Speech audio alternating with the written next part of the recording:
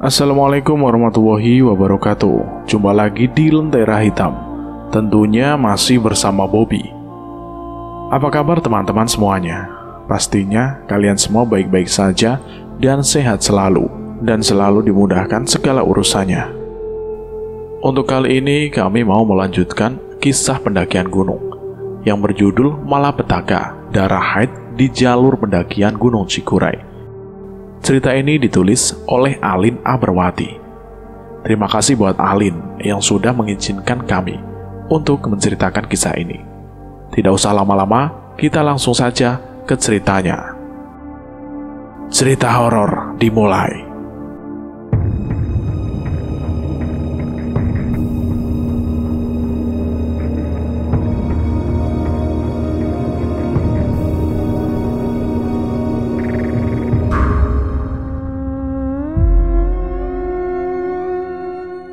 Malapetaka, Darah Haid di Jalur Pendakian Gunung Cikuray. Johnny, seorang pemuda tampan yang memiliki hobi mendaki gunung-gunung menantang yang ada di Indonesia. Ia merupakan salah seorang mahasiswa tingkat akhir yang berkuliah di salah satu universitas negeri di kota Bandung. Ia tergabung dalam kelompok mahasiswa pecinta alam di kampusnya. Hampir di setiap bulan, kelompoknya tersebut melakukan pendakian ke gunung-gunung yang ada di Pulau Jawa, bahkan sampai keluar Pulau Jawa. Gunung terjauh yang pernah ia daki adalah Gunung Rinjani. Sebagai mahasiswa tingkat akhir, ia merasakan kesulitan dalam menyusun skripsi yang membuat ia sedikit frustasi. Oleh karena itu, ia pun mengajak beberapa teman terdekatnya di kelompok pecinta alam untuk melakukan pendakian dengan tujuan menghilangkan penat di dalam pikirannya tersebut. "Gua penat banget nih, daki yuk," ucap Johnny mengajak beberapa temannya lainnya. Meski ia berkuliah di kota Bandung, namun ia tidak pandai menggunakan bahasa Sunda, sebab ia berasal dari kota Jakarta. Begitupun beberapa teman yang lainnya. "Daki kemana nih?" tanya salah satu orang teman Johnny yang bernama Dika. "Gua lagi pingin daki deketan aja nih." "Gimana kalau sekitar Jawa Barat?" ucap Johnny. "Bolehlah, biar bisa sekalian iris ongkot kita," ucap Dika. "Mau ajak siapa aja nih?" tanya Johnny lagi. "Teman-teman di base camp aja, biasa," ucap Dika lagi. Aku dan Dika pun memutuskan untuk datang ke base camp untuk mengajak beberapa teman lain untuk bergabung dalam pendakian ini. Sesampainya di base camp, nyatanya ramai anak-anak sedang berbincang-bincang santai. Akhirnya Johnny dan Dika pun masuk membuka obrolan. Gua sama Dika mau daki nih ke gunung di Jawa Barat, deketan aja. Siapa yang mau join nih?" tanya Johnny. "Kapan rencananya?" tanya salah seorang teman bernama Arum. "Kemungkinan weekend ini sih. Gua penat banget nih urus skripsi. Siapa tahu setelah daki nanti, niat gua ngerjain skripsi bisa naik lagi," ucap Johnny. "Aku harus tanya orang tua dulu nih di rumah. Aku sih mau banget ikut kalian daki. Besok deh aku kabarin pastinya," ucap Arum setelahnya. Beberapa teman lain pun menyatakan ketertarikannya untuk bergabung dalam pendakian ini. Selain lokasinya yang tak jauh, karena masih dalam lingkungan Jawa Barat, anak-anak pun merasakan kepenatan yang sama, sebab anak-anak yang berada di base camp tersebut sedang disibukkan oleh skripsi. "Gua ikut, John. Gua juga penat banget nih," ucap Ari.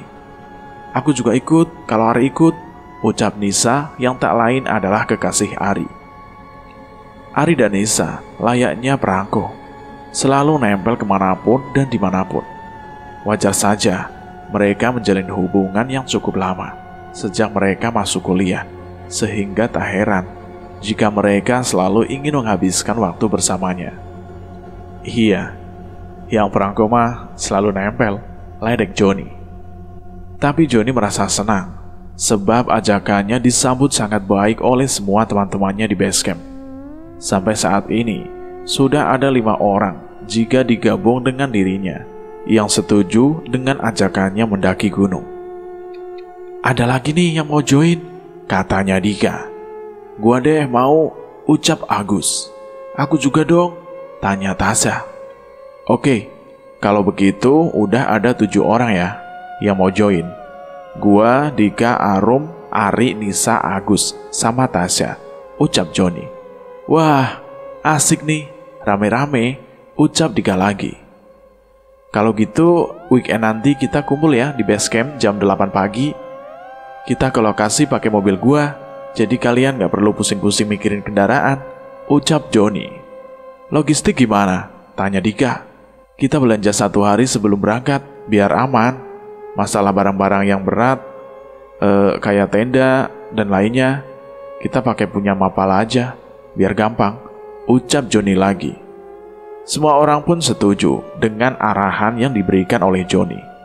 Joni memang terbiasa menjadi seorang leader dalam sebuah pendakian, sehingga tak heran ia akan dengan mudahnya memberikan arahan kepada semua teman-temannya. 1 hari sebelum pendakian, Arum menyatakan bahwa dirinya bisa gabung dalam pendakian ini, sebab ia sudah mendapat izin dari kedua orang tuanya. Joni pun memutus Arum, Dika, dan Tasya untuk pergi berbelanja ke swalayan Borma yang lokasinya tak jauh dari kampus untuk membeli beberapa logistik yang diperlukan saat pendakian. Mereka berbelanja dengan perasaan bahagia, sebab esok hari mereka akan melakukan pendakian. Namun tiba-tiba saja, Arum dan Tasya saling berbincang tentang jadwal mereka datang bulan. Aku takut kalau tiba-tiba saat pendakian malah datang bulan saya, ucap Arum. Emangnya jadwal haid kamu kapan? Tanya Tasya kepada Arum. Kalau dari aplikasi sih 5 hari lagi, ucap Arum lagi. Kalau 5 hari lagi mah masih lama. Siklus kamu biasanya tepat kan? Sesuai aplikasi? Tanya Tasya lagi. Biasanya sih gitu, tapi sekarang-sekarang ini aku ngerasa kalau aku mau datang bulan, ucap Arum. Udah tenang saja, paling itu hanya perasaan kamu aja, Rum, ucap Tasya kepada Arum. Semoga saja enggak ya, ucap Arum lagi.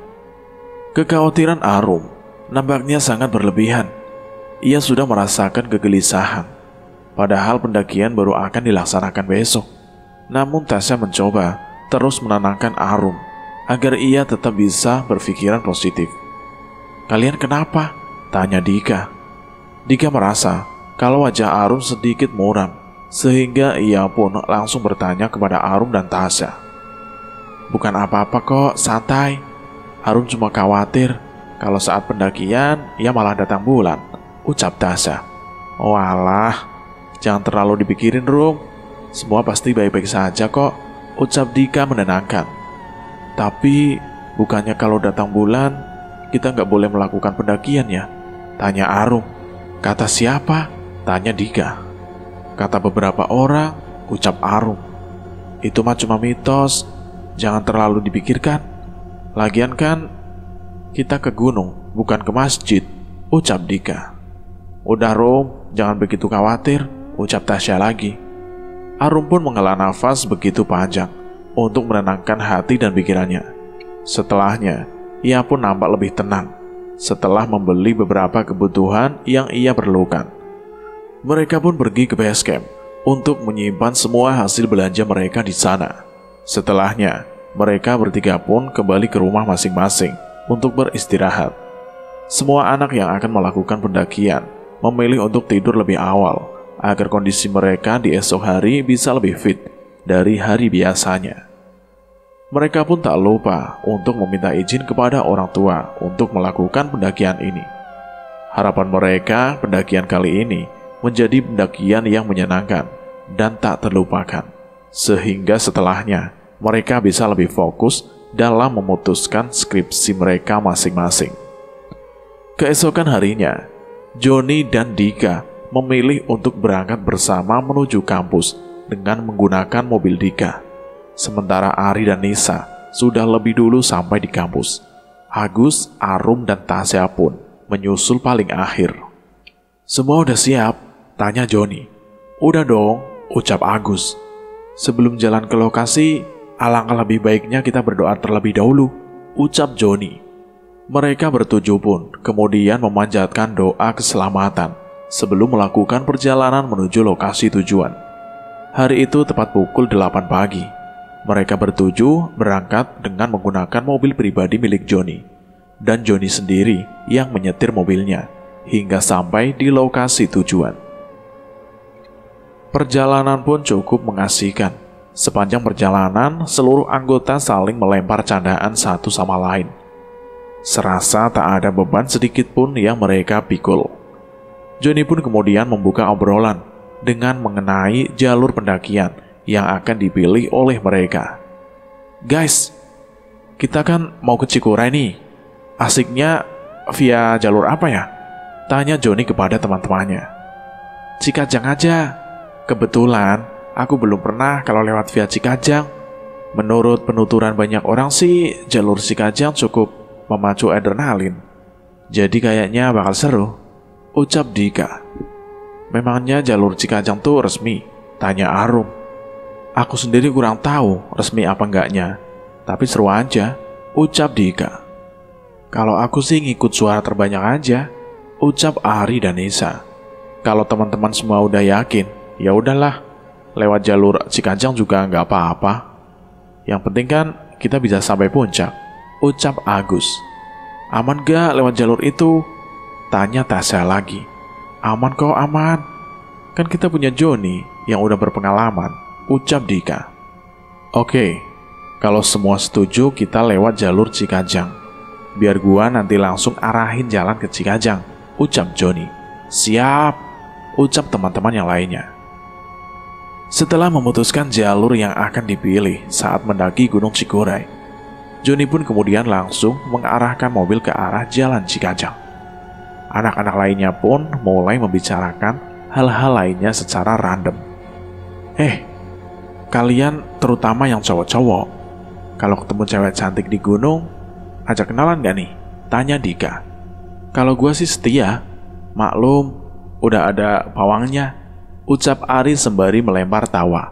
Kalau ceweknya manusia mah boleh-boleh aja, tapi kalau cewek jadi-jadian kayaknya ngeri ucap Agus. Cewek jadi-jadiannya kalau cantik gua mah tetap mau, ucap Dika sembari melempar tawa. Dasarnya lelaki, matanya gak bisa dijaga dikit aja, ucap Arum. Maklum Rum, jiwa lelaki tulen, ucap Dika sembari melempar tawa. Tak terasa perjalanan pun hampir sampai. Kurang lebih 10 menit lagi mereka semua akan sampai di lokasi pendakian Gunung Cikuray via Cikajang. Bentar lagi kita sampai nih. Kalian siap-siap ya, ucap Johnny.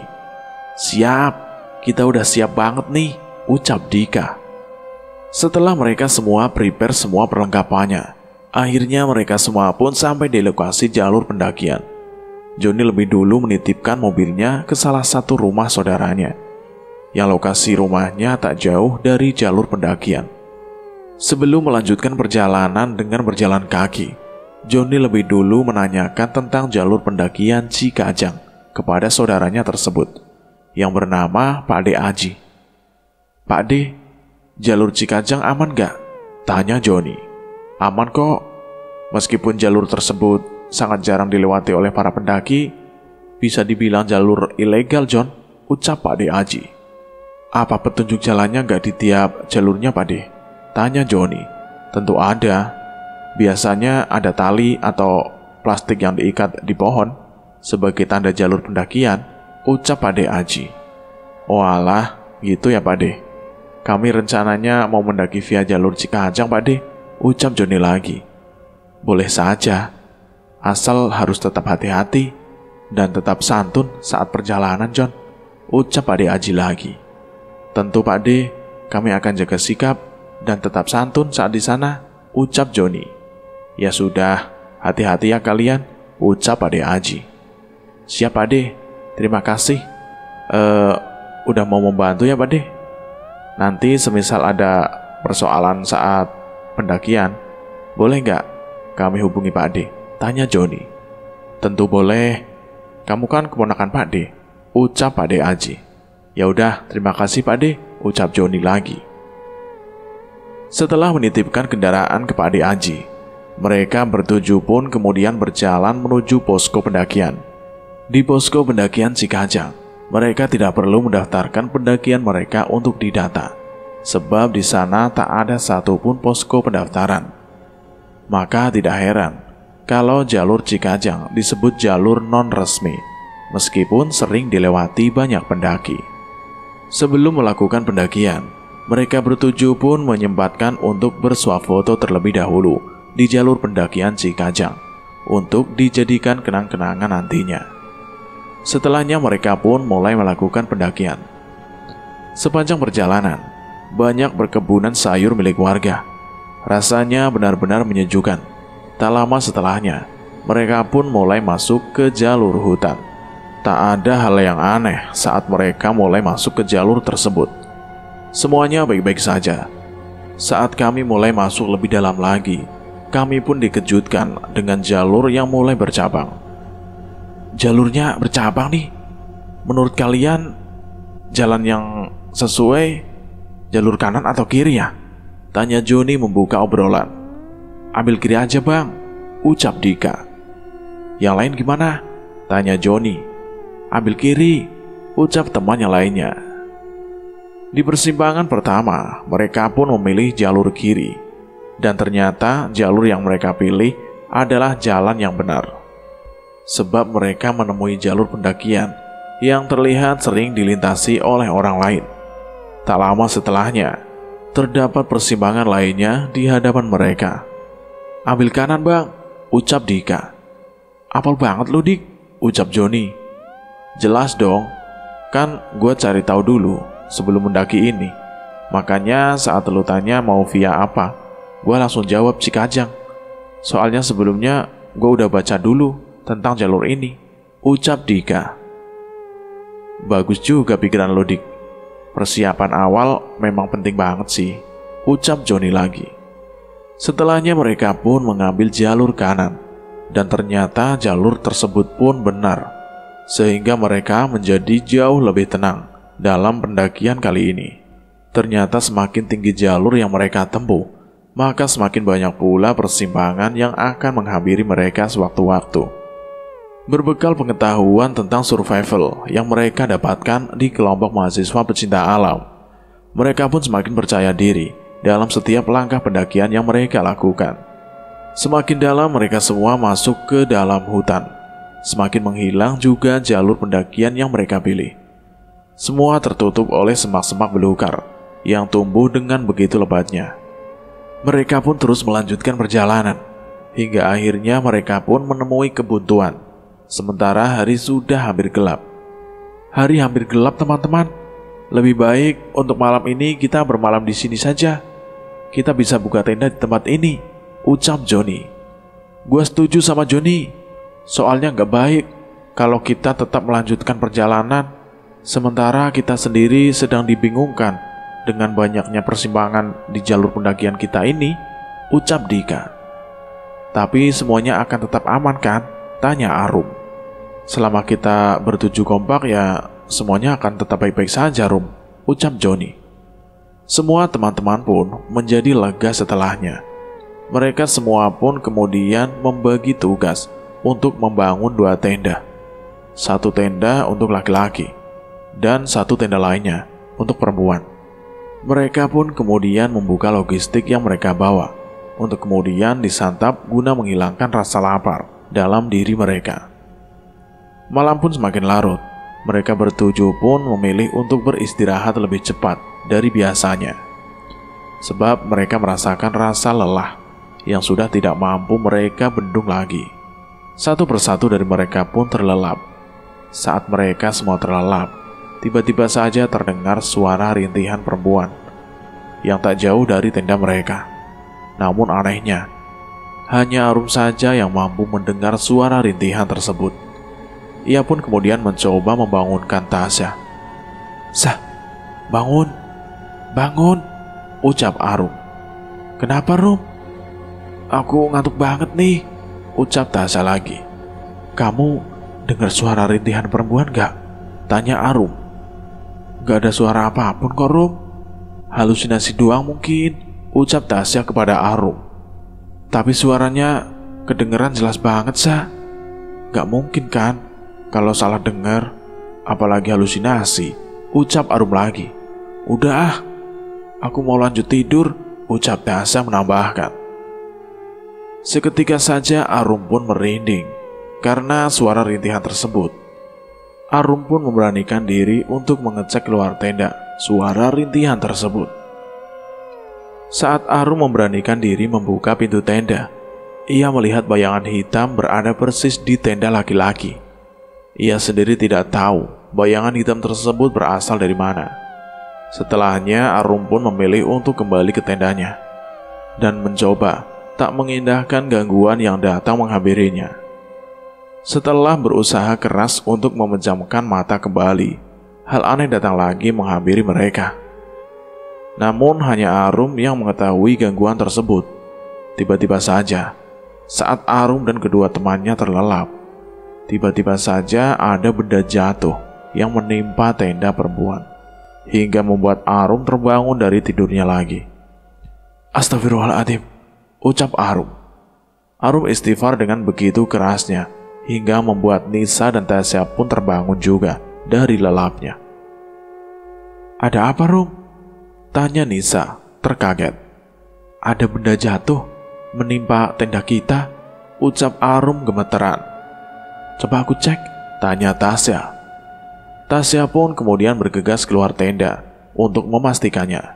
Di sisi lain, Nisa mencoba menerangkan Arum yang semakin gemeteran. Namun saat Tasya mengeceknya, tak ada benda apapun di tenda perempuan. Bahkan ia pun mencari sampai tenda laki-laki. Namun tak ada benda apapun. Teman-teman lelaki pun tersadar mendengar kegaduhan di tenda perempuan, hingga membuat Johnny pun keluar dari tenda untuk memastikan. Ada apa, Sah? Tanya Johnny.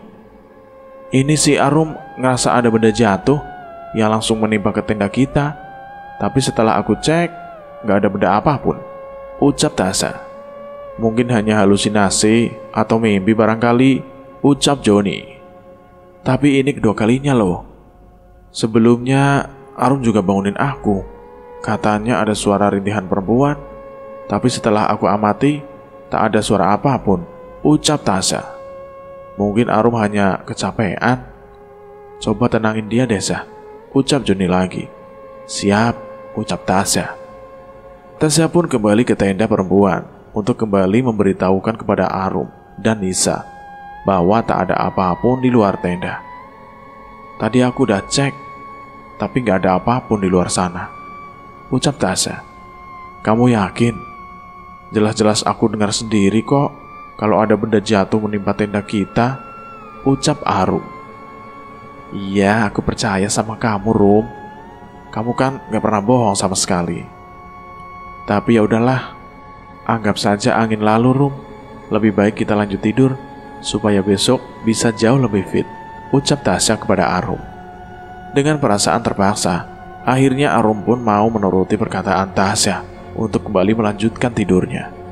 Mereka bertiga pun kemudian terlelap kembali dan mencoba untuk tidak mengindahkan kejadian yang terjadi. Tak terasa hari pun kini sudah beranjak pagi. Mereka bertujuh pun sudah terbangun dari tidurnya. Meskipun semalam banyak kejadian janggal yang dialami oleh Arum, namun ia mencoba untuk bersikap biasa agar teman-teman yang lain tidak mengkhawatirkannya. Di sisi lain, bayangan kejanggalan itu tetap ada di pikiran Arum. Mereka bertujuh pun kemudian mulai memasak logistik yang sebelumnya sudah dipersiapkan untuk dijadikan bekal saat mereka melanjutkan pendakian lagi. Setelahnya mereka pun tak lupa untuk mengemas kembali tenda milik mereka untuk nantinya mereka akan melanjutkan perjalanan menuju puncak Cikuray. Arum, kamu baik-baik aja kan? Tanya Johnny. Baik, Bang, ucap Arum. Syukurlah, kalau kamu ada hal yang dirasa, kamu bisa langsung bilang ke saya ya, atau yang lainnya, agar lekas dicarikan solusi, ucap Johnny. Sejauh ini masih aman kok, Bang John, ucap Arum. Syukurlah kalau semuanya aman, ucap Johnny. Setelah mereka menyantap sarapan, dan mengemasi semua hal yang berkaitan dengan tenda. Mereka pun kemudian melanjutkan perjalanan menyusuri hutan belantara yang terlihat masih sangat perawan, alias belum dikunjungi oleh manusia lainnya. Saat di dalam perjalanan, Arum merasakan ada hal yang aneh dalam dirinya. Tubuhnya mendadak lemas, perutnya pun begitu sakit seperti orang yang akan datang bulan. Ia pun kemudian meminta izin kepada teman-temannya untuk memastikan apakah ia benar-benar datang bulan atau tidak. Ia kemudian mengajak Tasya untuk menemaninya. Dan setelah dicek, ternyata Arum memang benar-benar datang bulan. Dan hari ini tepat hari pertama. "Sah, aku datang bulan. Gimana nih?" tanya Arum kebingungan. "Kamu ada pembalut gak? Kalau ada, langsung pakai aja. Jangan sampai darahnya menetes kemana-mana," ucap Tasya. Ada. Kebetulan aku bawa 2 pembalut. Semoga saja nanti bisa cukup," ucap Arum. "Ya udah, langsung pakai aja," ucap Tasya kembali. Arum pun langsung memakai pembalut yang dibawanya tersebut. Setelahnya ia merasa lega. Namun rasa sakit datang bulan di hari ini tetap dirasakan oleh Arum. Namun ia berusaha untuk tak mengindahkan rasa sakit tersebut. "Kamu beneran kuat gak, Rum?" tanya Joni.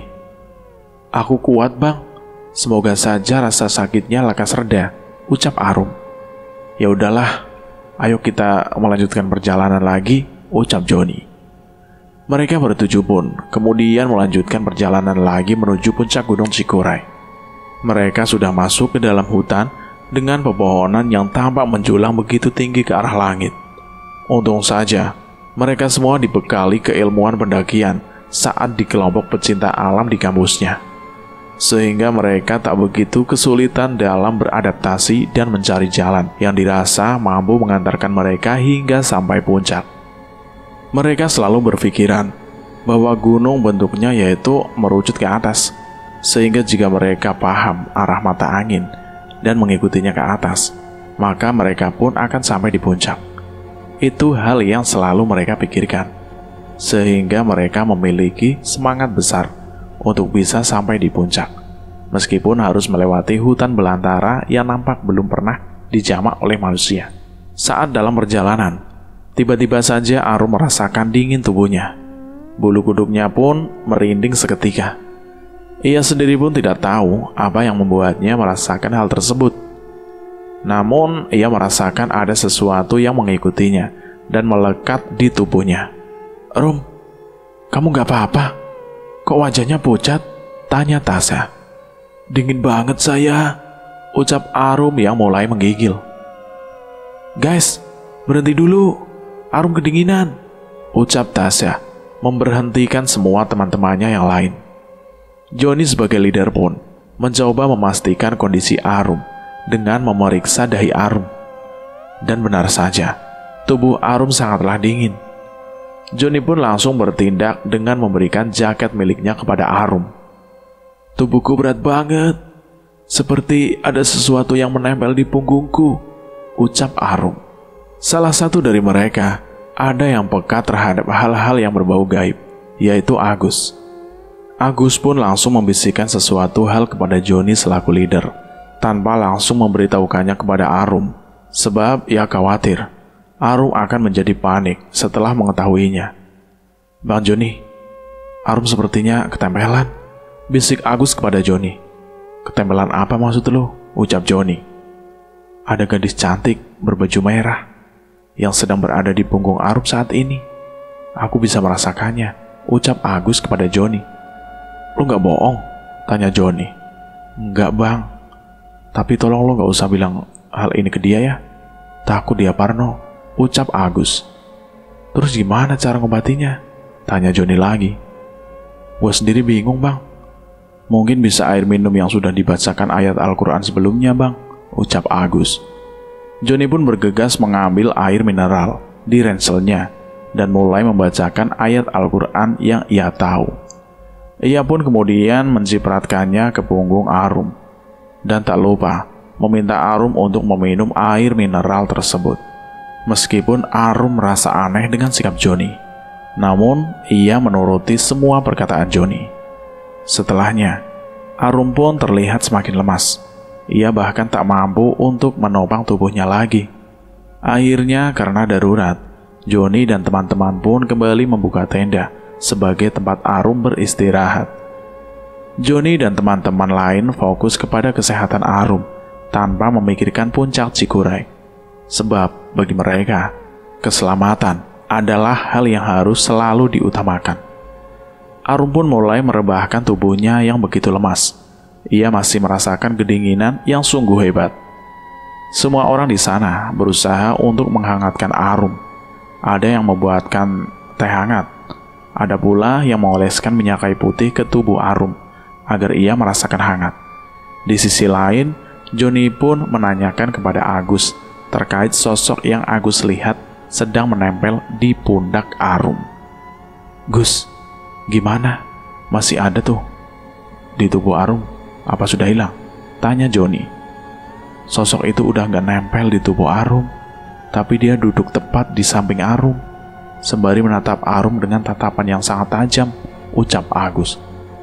"Kenapa bisa ngikutin Arum ya?" tanya Johnny. Sepertinya dia mencium bau darah yang amis dari tubuh Arum. Apalagi kan, hari ini Arum datang bulan, tepat di hari pertamanya, ucap Agus. Benar juga ya. Apalagi kan, kalau sedang datang bulan, tidak dianjurkan melakukan pendakian. Lalu apa yang harus kita lakukan? Tanya Johnny. Selama Arum tidak bersikap ataupun berucap keliru, makhluk itu hanya akan sebatas menempel ataupun dekat dengan Arum. Dia tidak akan menyakiti tubuh Arum, Bang, ucap Agus.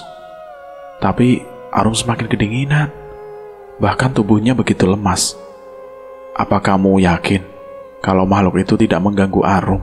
Tanya Johnny. Kalau itu aku nggak bisa putusin, Bang. Lebih baik kamu tanya ke teman-teman saja, ucap Agus. Johnny pun kemudian membuka obrolan dengan semua teman-temannya, tepat di depan tenda, untuk berbincang tentang melanjutkan pendakian Cikuray ini. "Guys, Arum kan sakit nih. Kita mau lanjut atau pulang saja?" tanya Johnny. "Kita coba lihat kondisi Arum beberapa waktu ke depan, Bang. Kalau dia semakin buruk kondisinya, kita lebih baik turun. Namun jika sebaliknya, kita bisa lanjutkan perjalanan menuju puncak," ucap Dika. "Bagaimana yang lain?" tanya Johnny. "Sebetulnya aku dengan Nisa pengen sampai ke puncak supaya ada kenang-kenangan. Tapi kalau semuanya setuju turun, ya kami ngikut," ucap Ari. "Lebih baik turun, sebab aku tak tega melihat kondisi Arum saat ini," ucap Tasya. "Ya udah, kita lihat perkembangan kondisi Arum selama 1 jam ke depan, ya. Kalau dia pulih, segera kita lanjutkan. Kalau semakin memburuk, kita turun," ucap Johnny. Meskipun saat ini Johnny dan teman-temannya sedang tersesat saat akan mendaki puncak Gunung Cikuray, namun Johnny tahu arah tujuan ke bawah. Sebab di sepanjang jalan yang mereka lewati, ia lebih dulu memberikan tanda berupa ikatan tali yang ia gantung di ranting pohon di sepanjang jalan yang mereka lewati. Johnny benar-benar leader yang penuh dengan perhitungan dan tidak egois. Ia benar-benar memikirkan keselamatan seluruh anggotanya, terutama Arum yang sangat rentan sakit. Setelah 1 jam berlalu, kondisi Arum pun semakin membaik. "Jangan turun gitu aja, kita lanjut sampai puncak baru turun," ucap Arum, yang ternyata mendengar semua hal yang diperbincangkan oleh teman-temannya. "Tapi kondisi kamu?" tanya Johnny. "Aku baik-baik saja, Bang. Aku yakin akan selalu baik," ucap Arum. "Kamu butuh istirahat beberapa lama lagi?" tanya Johnny. "Beri waktu aku 1 jam untuk memulihkan kondisi tubuhku secara maksimal," ucap Arum. "Ya sudah, kita akan kembali melanjutkan perjalanan setelah kamu selesai beristirahat," ucap Johnny. Sembari beristirahat, Johnny dan teman-temannya pun memilih untuk memasak logistik yang mereka bawa, yaitu mie instan. Mereka pun merebus mie yang dibawanya. Johnny merasa sedikit lega Satu persatu, persoalan lekas tuntas dengan sendirinya. Saat teman-teman lain sedang menyantap hidangan yang selesai dimasaknya, tiba-tiba saja Arum keluar dari tenda dan menghampiri yang lain. "Loh Rum, kok keluar tenda? Memangnya kamu sudah pulih?" tanya Tasya. "Zah, darahku sangat amis. Sepertinya aku harus segera mengganti pembalut," bisik Arum kepada Tasya. "Kamu sudah kuat untuk berjalan?" tanya Tasya. "Udah, Sah. Mau nggak kamu antar aku untuk ganti pembalut?" ucap Arum. "Ya udah, aku kemasi dulu piring milikku ya. Setelah itu aku akan langsung antar kamu," ucap Tasya. Tasya pun mengemasi piring miliknya dan meminta izin kepada teman-teman yang lain untuk mengantarkan Arum pergi untuk mengganti pembalutnya. "Guys, aku antar Arum dulu ya," ucap Tasya. "Kalian mau berdua saja? Mau aku temani nggak?" tanya Joni. "Nggak usah bang, ini urusan cewek," ucap Tasya. "Mau aku temani biar bertiga," ucap Nisa. "Nggak usah Nis, kamu sama Ari saja di sini," ucap Arum. "Ya udah, kalau gitu kalian hati-hati dan lekas kembali ya. Jangan terlalu jauh," ucap Joni. "Iya bang," ucap Arum dan Tasya. Arum dan Tasya pun berjalan menuju pohon besar yang lokasinya tak cukup jauh dari tenda mereka. Bau amis semakin menyengat. Wajar saja, hari ini merupakan hari pertama Arum datang bulan. Ia pun bergegas untuk menggantinya dengan yang baru. Setelahnya, pembalut yang masih bersimbah darah ia buang begitu saja tanpa dibersihkan ataupun dibungkus terlebih dahulu, hingga membuat Tasya terkaget. "Loh, kok dibuang gitu aja?" tanya Tasya kepada Arum. "Gak apa-apa Sya, udah penuh darah. Masa mau dibawa lagi buat disimpan di tas?" ucap Arum. "Tapi pamali loh Rum, membuang bekas pembalut sembarangan. Terlebih lagi masih bersimbah darah seperti itu. Takutnya darah haid kamu dijilat oleh makhluk halus," ucap Tasya khawatir. "Masih aja kamu percaya tahayul Sya?" ucap Arum. "Bukan gitu Rum, tapi kita harus tetap menjunjung tinggi sikap sopan santun dimanapun kita berada," ucap Tasya. "Sudahlah Sya, jangan dibesar-besarkan," ucap Arum menambahkan. Tasya pun hanya bisa menggelengkan kepala atas sikap yang dilakukan oleh Arum. Ia tak habis pikir jika Arum akan melakukan hal sedemikian. Mereka pun kemudian kembali ke tenda untuk bergabung dengan yang lain. Tasya memberitahukan sikap yang dilakukan oleh Arum kepada Joni. "Bang, aku mau ngomong, bisa?" tanya Tasya mengajak Joni untuk berbicara di luar agar tak ada yang mendengarnya. "Kenapa Sya?" tanya Joni. "Tadi Arum buang bekas pembalut yang masih bersimbah darah sembarangan bang. Aku takut akan terjadi hal buruk setelahnya," ucap Tasya. "Kamu gak coba peringatin dia?" tanya Joni. "Sudah bang, namun dia tak menurut begitu saja," ucap Tasya lagi. "Gawat, semoga tak terjadi hal buruk setelahnya," ucap Joni. "Itu juga yang aku khawatirin bang," ucap Tasya melanjutkan. "Jika nanti terjadi hal yang lebih buruk dari sebelumnya, kita akan langsung turun," ucap Joni. "Ya udah bang, semoga semuanya aman-aman saja," ucap Tasya melanjutkan. Setelah berbincang serius, nampak terlihat raut kecemasan dari keduanya karena sikap Arum yang terbilang ceroboh dan tidak mengindahkan nasihat Tasya. Jika terjadi hal buruk setelahnya, ia pun akan merasa sangat bingung. Tak lama kemudian, sikap Arum tiba-tiba berubah. Ia tiba-tiba mengajak semua teman-temannya yang lain untuk segera bergegas melanjutkan perjalanan menuju puncak Cikuray. Hingga hal tersebut membuat kaget yang lain, sebab mereka semua masih bersantai sembari menghabiskan makanan yang sudah disediakan. Akan tetapi, Arum terus memaksa seluruh temannya untuk segera melanjutkan perjalanan. "Teman-teman, ayo lanjutkan perjalanan. Aku sudah tidak sabar pergi ke puncak Cikuray. Banyak teman yang sudah menunggu di sana," ucap Arum. "Nanti Rum, kita kan belum berkemas, apalagi teman-teman masih ada yang makan. Kita juga belum benahi tenda kita," Nunggu beberapa menit lagi ya, ucap Joni. Tapi semua teman-temanku sudah menunggu bang, ucap Arum kembali. Teman siapa? Kan kita di sini semua, Rum. Pokoknya aku harus berangkat sekarang bang, ucap Arum menimpali. Mau jalan sama siapa? Yang lain masih berkemas, ucap Joni menambahkan. Sendirian bang, ucap Arum. Gak boleh, tunggu. Tapi bang, kita berangkat dari rumah bareng-bareng. Otomatis kita harus sampai di puncak juga bareng-bareng, ucap Joni memberikan ketegasan kepada Arum. Setelahnya raut wajah Arum pun berubah kesal. Sikap Arum benar-benar aneh. Padahal semua temannya menghentikan perjalanan demi kesehatan dia. Tapi bisa-bisanya dia ingin ke puncak seorang diri. Ia benar-benar seperti dikuasai oleh orang lain. Tasya pun mencoba menenangkan Arum agar ia bisa kembali bersikap dengan bijak. Sudah Rum, omongan Bang Joni itu benar. Kita berangkat bareng, otomatis kita juga harus sampai ke puncak bareng juga, ucap Tasya. Tapi mereka sudah nungguin aku Syah, ucap Arum kembali. Mereka siapa? Tanya Tasya kepada Arum. Semua teman-temanku Syah. Mungkin itu hanya halusinasi kamu saja Rum.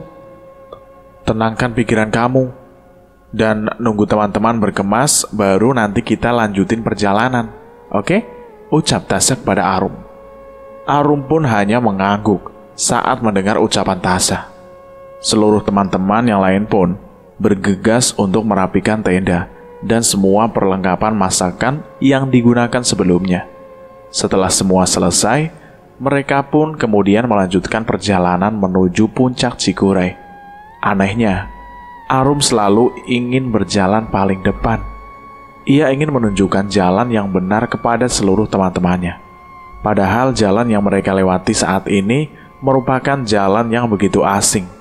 Mereka harus menerobos hutan belantara untuk sampai ke puncak. Mereka tersesat saat mencari jalan menuju puncak Cikuray.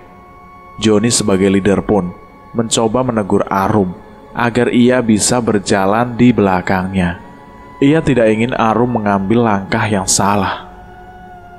Kamu jalan di belakang aja, biar gua yang di depan, ucap Joni. Gak mau bang, aku pingin di depan, ucap Arum.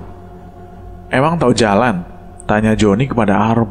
Tahu dong, kan aku sering kesini, ucap Arum.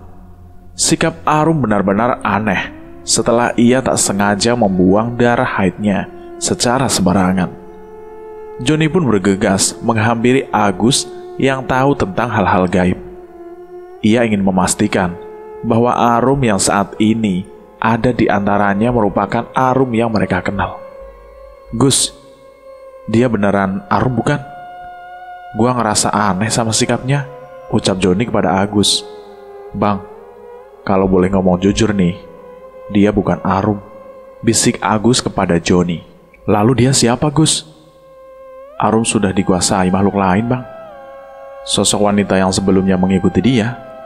Lalu kenapa sekarang dia bisa kuasai tubuh Arum Gus? Sepertinya Arum melakukan kesalahan bang, yang membuat makhluk itu marah sama si Arum. Joni pun teringat perkataan Tasya sebelumnya yang mengatakan bahwa Arum membuang pembalut yang berisi darah haid miliknya secara sembarangan. Apakah hal tersebut adalah pemicu dirinya dikuasai oleh makhluk lain? Joni benar-benar tidak bisa berpikir jernih setelahnya.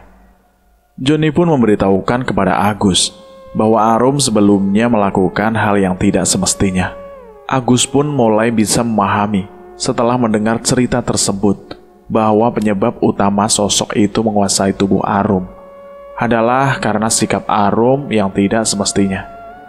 Bang, semestinya sikap Arum tersebut yang menjadi penyebab utama sosok itu menguasai diri Arum. Lalu, apa yang harus kita lakukan, Gus? Gua sendiri bingung, Bang.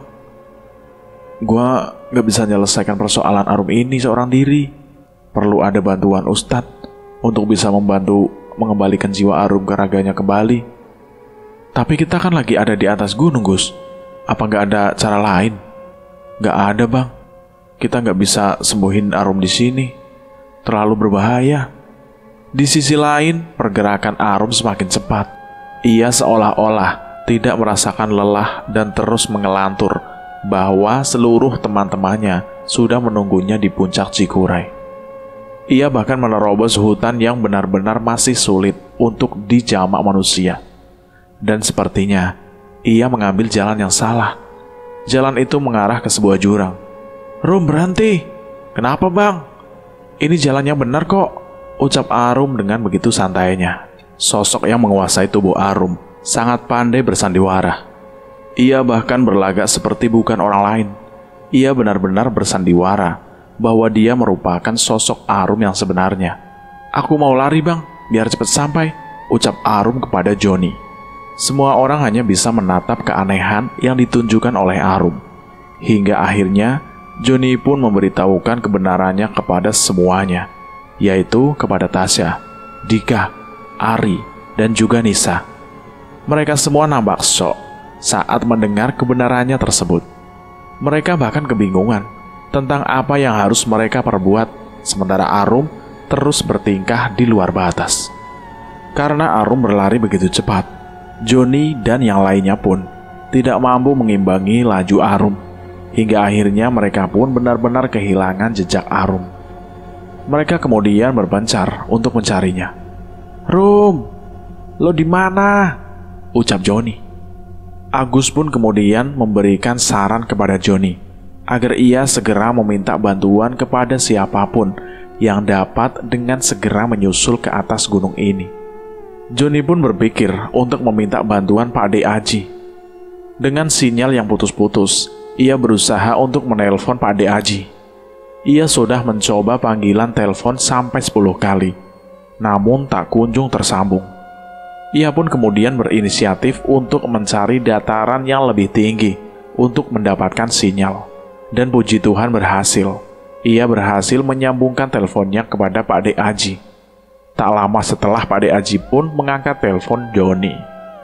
"Kenapa, John?" "Pak De, gawat Pak De. Salah satu teman kami ada yang kerasukan, hingga ia bertingkah aneh," ucap Johnny kepada Pak De Aji. "Memangnya apa yang sudah kalian perbuat hingga penunggu gunung tersebut marah?" tanya Pak De Aji ke Johnny.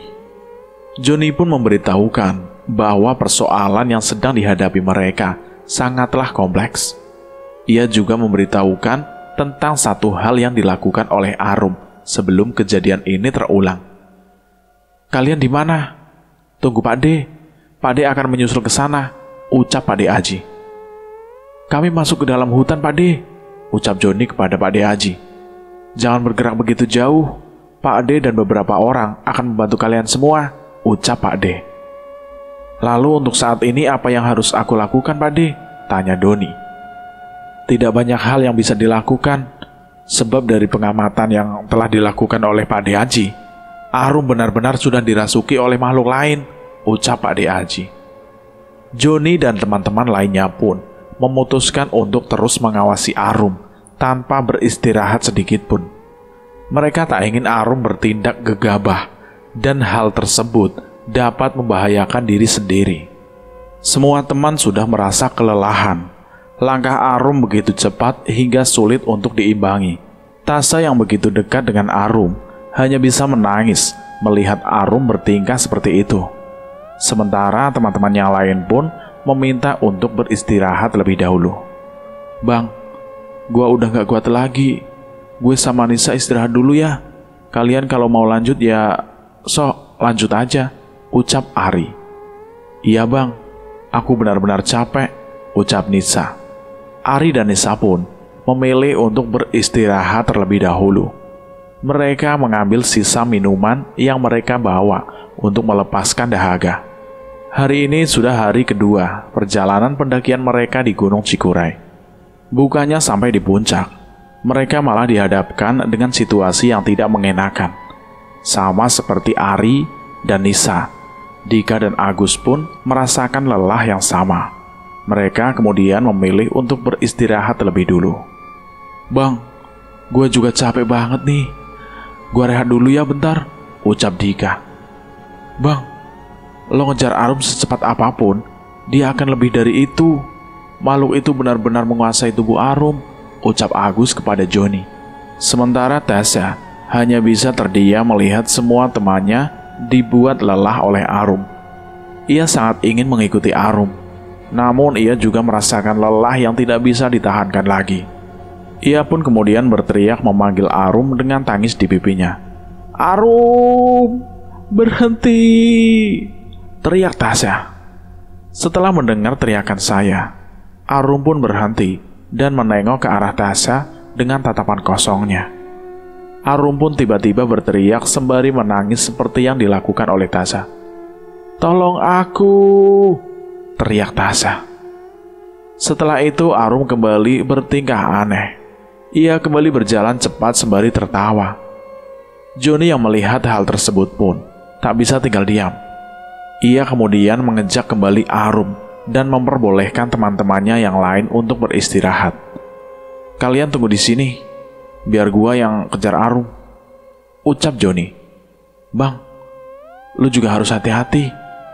Tangisan tadi benar-benar Arum, tapi setelahnya ia kembali dikuasai oleh makhluk itu lagi," ucap Agus kepada Joni.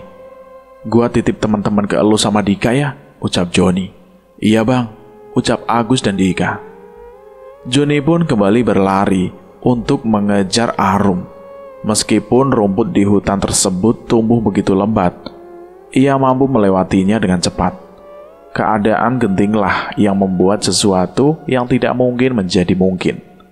"Rum, berhenti," ucap Joni. Namun Arum tidak menggubris omongan Joni sama sekali. Ia terus berjalan begitu cepat, sampai akhirnya Joni benar-benar tidak bisa mengejar Arum, dan ia kehilangan jejak Arum. Ia benar-benar kecewa dengan dirinya sendiri. Di sisi lain, Arum masih dikuasai oleh makhluk tersebut. Makhluk tersebut adalah sosok perempuan penunggu Gunung Cikuray yang nampak begitu marah karena sikap Arum yang sudah semena-mena membuang darah haidnya di jalur pendakian. Meskipun raganya dikuasai oleh makhluk tersebut, namun Arum masih ada di dalam raganya. Namun ia tak bisa berbuat apapun. Ia hanya bisa menangis dan menyesali perbuatannya. "Ya Tuhan, aku benar-benar menyesal. Tolong selamatkan aku," ucap Arum dalam hatinya. "Kamu akan singgah di sini," ucap makhluk tersebut. Arum mencoba memberontak, namun ia terlalu lemah. Ia pun hanya bisa pasrah akan hidupnya sendiri. Makhluk tersebut pun terus membawa Arum ke atas untuk menuju puncak Cikuray. Ia tak berhenti sedikit pun. Joni pun memutuskan untuk kembali kepada teman-temannya karena ia tak berhasil mengejar Arum. Ia benar-benar kecewa dengan dirinya sendiri. Namun ia berusaha untuk mencari jalan keluar lain untuk bisa menyelamatkan Arum dari mara bahaya. Teman-teman yang lain pun merasa kaget dengan kedatangan Joni. Dengan raut wajah kecewanya, mereka pun menanyakan perihal Arum kepadanya. "Bang, kok lo balik? Mana Arum?" tanya Ari kepada Joni. "Gua gak bisa ngimbangin dia. Dia jalan cepet banget sampai gua kehilangan jejak," ucap Doni kepada teman-temannya. "Lo udah coba buat cari lebih jauh lagi bang?" tanya Dika. "Udah, tapi hasilnya nihil." Semua orang pun merasa jengkel dengan kondisi yang seperti ini. Mereka pun hanya diam dan sambil menatap satu sama lain sebelum mencari jalan keluar lain yang bisa dilakukan untuk menyelamatkan Arum. Joni pun kemudian membuka obrolan tentang bagaimana cara menyelamatkan Arum dan terutama menemukan Arum yang saat ini sudah berjalan begitu jauh mendahului mereka. Awalnya semua teman-teman Joni hanya bisa diam, sebab mereka sendiri pun merasa kebingungan akan sikap yang harus mereka lakukan. Namun, Joni harus memberikan semangat agar tidak menyerah dengan keadaan. Kita harus bisa keluar dari persoalan ini. Terutama, kita harus menyelamatkan Arum dan membawa dia kembali turun. Meskipun pada akhirnya, kita tidak bisa sampai puncak Cikuray, ucap Joni. Tapi, apa yang harus kita lakukan, Bang? Ucap Dika kepada Joni. Bagaimana kalau kita turun lebih dahulu dan kita meminta bantuan Pak Ade Aji serta warga lain untuk membantu mencari Arum. Gua yakin mereka jauh lebih paham dengan keadaan gunung ini, ucap Agus berpendapat. Gua setuju sih sama pendapat Agus. Yang lain gimana? Ucap Joni. Kalau kita turun, lalu Arum sama siapa, Bang? Apalagi turun juga kita perlu waktu. Kalau misal kita tersesat gimana? Ucap Tasya. Sebelumnya kan kita udah ngasih tanda di pohon-pohon yang kita lewati. Gue yakin kok saat turun nanti kita nggak bakal nyasar, ucap Ari. Benar kata Ari, aku juga lebih setuju kalau kita turun. Karena kita nggak mungkin bisa kendalikan Arum hanya berenam saja, ucap Nisa. Tapi Arum kasihan, nanti dia sendirian, ucap Tasya kepada temannya. Tapi kalau kita nggak bertindak sekarang, kita akan semakin sulit untuk mencari Arum, ucap Nisa. Lo yang bisa mutusin, Bang. Lo leader di sini, ucap Dika. Joni pun mencoba menampung pendapat dari semua teman-temannya. Ia harus bisa mengambil pendapat yang paling baik agar ia bisa menyelamatkan Arum segera. Oke, gua setuju sama pendapat kalian. Lebih baik kita turun dulu sampai kita juga isi logistik yang sudah hampir habis. Setelahnya, kita bisa minta tolong ke Pak Ade Aji dan para warga di sana. Gua yakin semakin banyak yang nyari, akan semakin mudah juga kita menemuin Arum, ucap Joni. Tujuh, Bang, ucap sebagian besar dari teman-teman Joni. Mereka pun kemudian mempersiapkan diri untuk kembali turun ke tempat awal mereka pertama melakukan pendakian. Mereka tidak menghubungi Pak Ade Aji sebelumnya, sebab ponsel milik mereka tak ada sinyal sama sekali. Dengan sisa tenaga mereka, mereka pun berjalan pelan sembari memastikan sekeliling. Siapa tahu Arum terlihat di antara pepohonan. Namun mereka tak melihat Arum. Mereka pun memutuskan untuk mempercepat jalan agar mereka lekas sampai di rumah Pak Ade Aji. Perjalanan yang mereka tempuh cukup panjang, sebab mereka harus menyisir kembali hutan yang sebelumnya mereka lewati. Dengan persediaan logistik yang semakin terkurang, mereka benar-benar mencoba menghematnya. Sesekali mereka beristirahat untuk menghilangkan lelah, dan setelahnya mereka pun melanjutkan perjalanan kembali. Guys, semangat, kita pasti bisa, ucap Joni mencoba menyemangatinya. Iya, Bang, jawab teman-teman yang lain. Setelah menempuh perjalanan panjang, mereka pun kemudian sampai di rumah Pak Ade Aji. Pak Ade Aji nampak kaget saat melihat Joni dan rombongannya. Terlihat begitu lesu. Ia pun kemudian menyuruh mereka semua untuk beristirahat. Kalian pasti sangat lelah. Lebih baik kalian istirahat dulu, ucap Pak Ade Aji. Kita nggak bisa beristirahat, Pak De. Soalnya Arum masih tertinggal di atas. Kenapa dia ditinggal? Tanya Pak Ade Aji. Kita kehilangan jejak Arum. Dia berjalan sangat cepat, sampai kami pun kewalahan mengimbanginya, ucap Joni. Ya udah, nanti Pak De akan minta tolong ke beberapa warga untuk membantu mencari Arum agar dia cepat ketemu, ucap Pak Ade Aji lagi. Terima kasih, Pak De. Maaf karena kami merepotkan Pak De.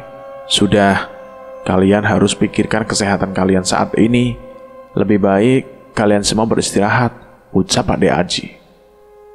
Joni pun dan kelima temannya menurut dengan perkataan Pak Ade Aji. Mereka pun melepas lelah di teras rumah milik Pak Ade. Pencarian Arum pun dimulai. Pak Ade Aji bertindak sebagai ketua pencarian. Ia pun mengajak beberapa tetangganya yang turut membantu dalam proses pencarian ini. Pencarian dibagi menjadi 2 titik, arah timur dan barat. Untuk anggota perempuan tidak ikut dilibatkan dalam pencarian, sebab Pak Ade khawatir nantinya akan terjadi hal buruk lain. Joni dan Dika turut bergabung dengan Pak Ade Aji dan 2 warga lainnya, sementara Ari dan Agus turut bergabung bersama 3 warga lainnya. Pencarian pun dimulai dari pukul 7 pagi waktu setempat. Di sisi lain, Tasya dan Nisa pun merasa sangat khawatir dengan keadaan Arum. Mereka berdua berharap jika Arum segera ditemukan oleh tim pencarian dalam keadaan sehat dan tanpa kurang apapun. Bagaimanapun juga, mereka berangkat bersama. Jadi jika nanti pulang tanpa adanya kehadiran Arum, mereka pasti akan merasa bersalah kepada keluarga Arum. Semoga Arum lekas ditemukan ya Nisa, ucap Tasya sembari meneteskan air mata. Aku juga berharap demikian, Sa. Apalagi Arum adalah anak yang baik. Terlepas dari kesalahannya, membuang darah haid hari pertamanya sembarangan itu, ucap Nisa. Kalau aku tahu kejadiannya akan seburuk ini, aku pasti akan benar-benar mencegah Arum melakukan hal itu. Terlebih lagi, dia pergi bersama aku saat itu, ucap Tasya. Yang penting, kamu sudah sempat memberi peringatan kepada Arum, Sa. Terlepas dia ikut omongan kamu atau enggak, itu sudah bukan lagi ranah kamu, ucap Nisa menenangkan. Tapi aku benar-benar menyesal, Nis, ucap Tasya. Kita doain aja supaya Arum cepat ketemu ya, Sa.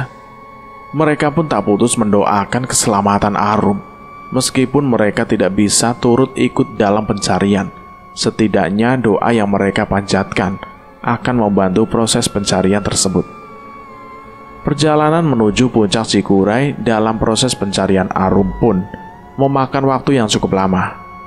Untung saja mereka dibekali peralatan yang cukup membantu proses mereka dalam menyusuri hutan yang begitu lebat. Tim dari sisi sebelah barat tak kunjung menemukan petunjuk tentang keberadaan Arum. Sama halnya dengan tim di sisi sebelah timur. Mereka pun memutuskan untuk beristirahat, melepaskan lelah terlebih dahulu. Pencarian ini gak akan mudah, ucap Ade Aji. Kenapa gak mudah, Pak De? Tanya Joni. Jalur pendakian ini masih sangat jarang dilewati oleh para pendaki.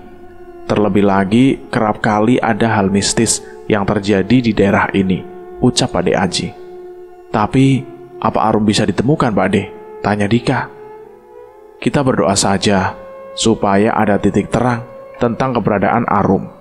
Mereka pun kemudian melanjutkan perjalanan untuk menyisir jalan pendakian Gunung Cikuray. Di sisi lain, tim Agus dan Ari pun tak mendapatkan hasil yang baik terkait pencarian Arum tersebut. Tidak ada tanda apapun tentang keberadaan Arum.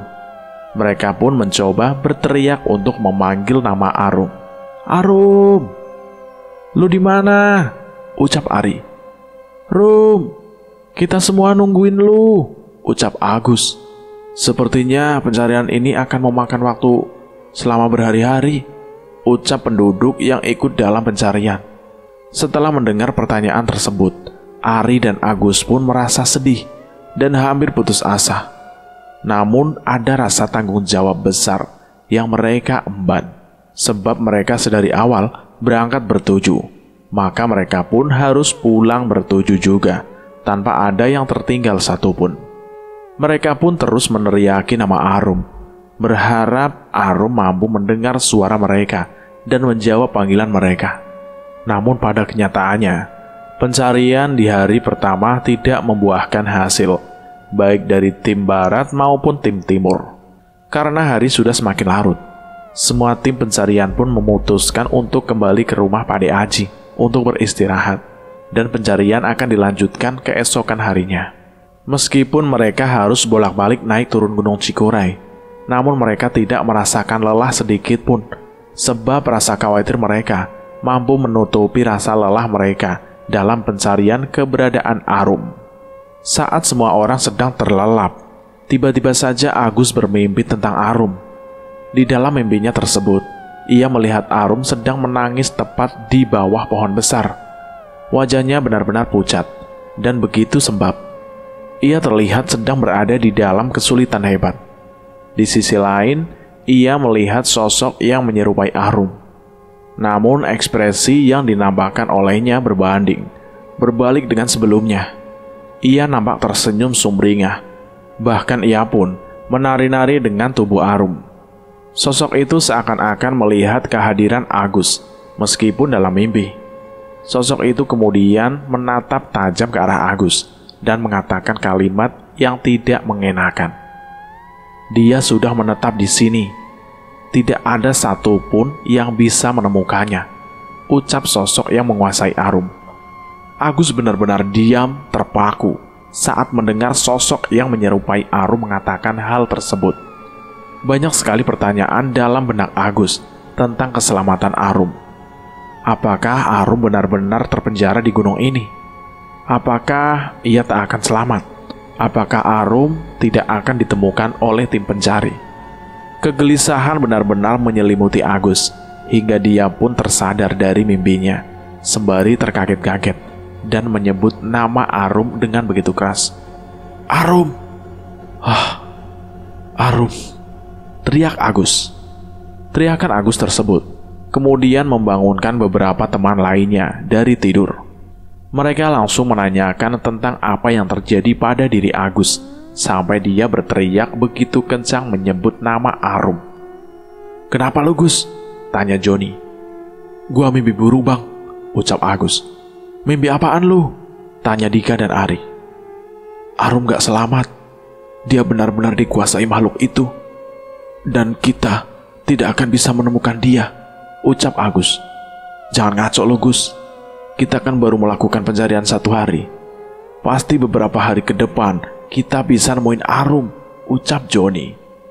Semoga mimpi gua kali ini benar-benar salah, Bang. Gua juga berharap Arum masih bisa ditemukan," ucap Agus dengan khawatir.